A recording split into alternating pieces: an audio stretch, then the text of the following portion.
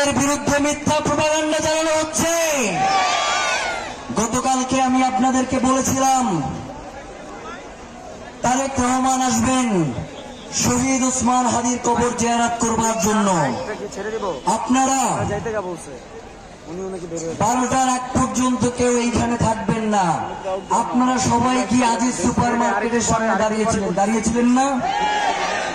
তারেক রহমানকে যদি কবর জিয়ারতের জন্য আমরা পুরো শাহবাগ খালি করে দেই, তাহলে আমাদের ভাই বোনদের যে ভর্তি পরীক্ষা সেটা আমরা আটকাবো কেন জানতে চাই। পরীক্ষা ছিল 3টায়। আমাদের পুরো টিম ঢাকা বিশ্ববিদ্যালয়ে ঢোকার যতগুলো রাস্তা ছিল তারা সব ওপেন করে দিয়েছে। কোন রাস্তা আমরা ঢাকা বিশ্ববিদ্যালয়ে ঢোকায় আটকাই নাই। এরপরেও যারা আমাদেরকে এর জন্য দায়ী করতে চান, আমরা মনে করি তো হাদি ইস্যু থেকে আপনারা ঘটনা অন্যদিকে প্রবাহিত করার চেষ্টা করছেন। আপনারা কোনোভাবেই চাচ্ছেন না হাদি হত্যার বিচার হোক।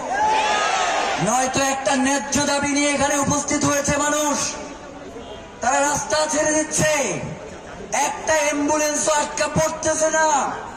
ভর্তি পরীক্ষার্থীরা উল্টো তারা ভর্তি পরীক্ষা দিয়ে এসে এখানে আজকে হাদি হত্যার বিচারের জন্য অবস্থান করতেছে। অথচ আপনারা সোশ্যাল মিডিয়ায় তথাকথিত সুশীলরা যে বয়ান তৈরি করছেন, এই বয়ানের মাধ্যমে আপনারা হাদিকে হত্যা করেছেন। সুতরাং কোন ধরনের প্রপাগান্ডা, কোন ধরনের মিথ্যা কথা দিয়ে হাদিকে নাই করে দেয়া যাবে না। হাদি ছিল, হাদি আছে, হাদি থাকবে ইনশাআল্লাহ।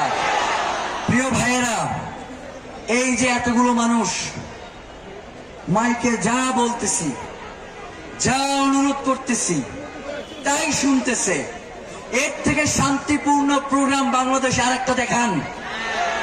নেতার পাশে দাঁড়ানোর জন্য মঞ্চ ভাঙ্গা পড়ে, নেতার পাশে দাঁড়ানোর জন্য জানাজা এবং দাফনে পরবর্তী কবর জিয়ারতেও ধাক্কা ধাক্কির কারণে নেতা পিছনে পড়ে যায়। অথচ এইখানে এতগুলো মানুষ যারা শুধু এই মাইকে যেই কথা হচ্ছে সেই কথা তারা পালন করতেছে, আর আপনারা তাদেরকে মব স্টার বলেন, থাপ্পড়ায় ফালাই দেব। প্রিয় ভাইয়েরা, এই শান্তিপূর্ণ প্রোগ্রাম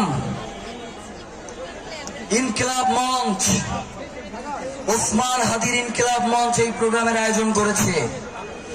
এইখানে কোনো বিশৃঙ্খল জনতা নাই। এইখানে বাংলাদেশের স্বাধীনতাকামী শান্তিপ্রিয় জনতা অবস্থান নিয়েছে। সুতরাং তাদেরকে যদি আপনারা পরিচিত করেন, প্রলোভন দেখান, তবুও আমরা বলে দেই আপনারা কোনো বিশৃঙ্খলা তৈরি করতে পারবেন না।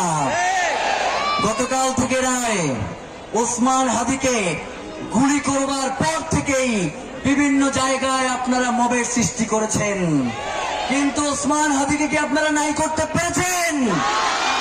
ওসমান হাদির হত্যার সাথে যারা জড়িত তাদের বিচার নিশ্চিত করা না পর্যন্ত এই জনতাকে কোনো ছল চাতুরি দিয়ে বোঝানো যাবে না। প্রিয় ভাইয়েরা, গতকাল থেকে আমরা অনুরোধ করতেছিলাম উপদেষ্টা যারা